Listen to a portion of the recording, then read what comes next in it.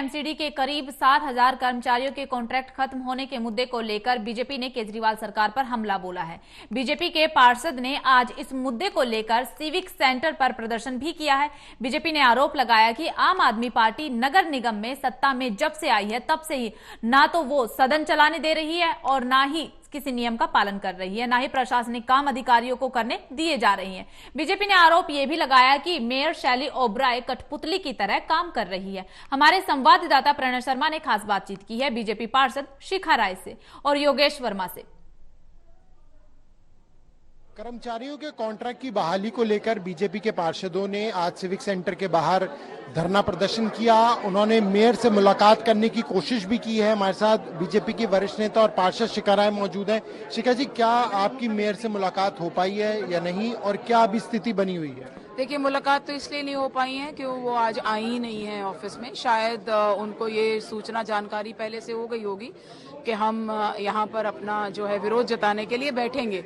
आज हम शांतिपूर्वक अपना यहाँ विरोध प्रदर्शित कर रहे थे उस विषय को लेकर के जो दिल्ली के लाखों परिवारों को छूता है, क्योंकि आप अचानक से आकर के 7,000 कर्मचारियों को ऐसे ही एक ऑर्डर से निलंबित नहीं कर सकते उनका अनुबंध, ये कहते हुए कि अब आपकी जरूरत नहीं है। वो लगातार इतने वर्षों से एमसीडी की सेवा में कार्यरत हैं और वो काम कर रहे थे, वो बहुत जरूरी काम है, चाहे वो माली के रूप में पार्कों में थे, चाहे वो डाटा एंट्री ऑपरेटर्स थे।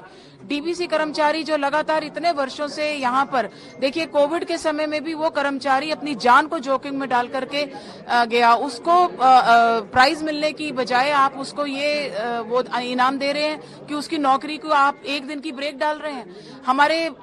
अक्सर हम सुनते हैं उनसे, आपका 15 साल का शासन, आपका 15, हमारे 15 साल के शासन में उनको एक दिन भी ब्रेक नहीं दी गई थी। लेकिन मेयर साहिबा ने तो ट्वीट करके भी ये जानकारी दी थी कि उन्होंने कमिश्नर से बात करी है और कहा है कि इस ऑर्डर को तुरंत रुकाया जाए और कॉन्ट्रैक्ट को बढ़ाया जाए। देखिए, ट्वीट से कभी शासन नहीं चला करता। आप अगर किसी कर्मचारी से पूछिए क्या उनको आज हाजिरी लगाने दी गई है, सारे उद्यान विभाग के कर्मचारी, उनको कोई हाजिरी लगाने नहीं जा रही। डीबीसी कर्मचारियों को अगर आज वो अपनी अटेंडेंस मार्क कर देते हैं तो उनका एक ब्रेक माना जाएगा। तो ऐसे में मेयर साहिबा को आज ही ऑर्डर निकालना चाहिए था और प्रत्येक अधिकारी को अभी तक किसी प्रकार का कोई मैसेज नहीं गया। तो ये केवल एक तरह से राजनीति करने का। किस विभाग के कर्मचारी हैं और कुल कितने कर्मचारी हैं? देखिए, हमारे 980 जो है डाटा एंट्री ऑपरेटर, जो कि हमारे लाइसेंसिंग विभाग में, हेल्थ विभाग में, डेथ और बर्थ सर्टिफिकेट वाले विभाग में और अन्य हाउस टैक्स के विभाग में ये काम करते हैं। एक तरफ तो हम सारा डिजिटलाइजेशन की बात करते हैं, उनको कौन करेगा? सबके लाइसेंस रुक गए, सबके बर्थ सर्टिफिकेट रुक गए, सबके डेथ सर्टिफिकेट रुक गए हैं। इसी प्रकार सारे पार्कों के अंदर 4 दिनों से कोई कर्मचारी वहां नहीं पहुंचा, तो और वहां पार्कों में कूड़ा इकट्ठा करना शुरू हो गया। एक तरफ आप एनवायरनमेंट की बात करते हो, उस दूसरी तरफ पार्कों को गंदा कर रहे हो।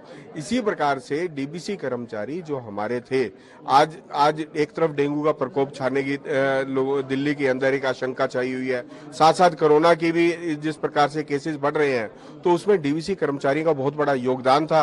उसको भी उन्होंने भुलाकर आज उनका भी एक ब्रेक दे दिया। ब्रेक देने से पहले अगर हाउस के अंदर उसका एक प्रस्ताव ले आते तो इस प्रकार की प्रस्ताव। अगला कदम बीजेपी का क्या रहेगा? जी बिल्कुल, हमारी ये जो मांग है इसको लेकर के हम अपना अंत तक जो है विरोध भी जताएंगे और विरोध के साथ साथ हम इस बात को सुनिश्चित करने की कोशिश करेंगे कि वो अपना जो ऑर्डर है उसको वापस लें।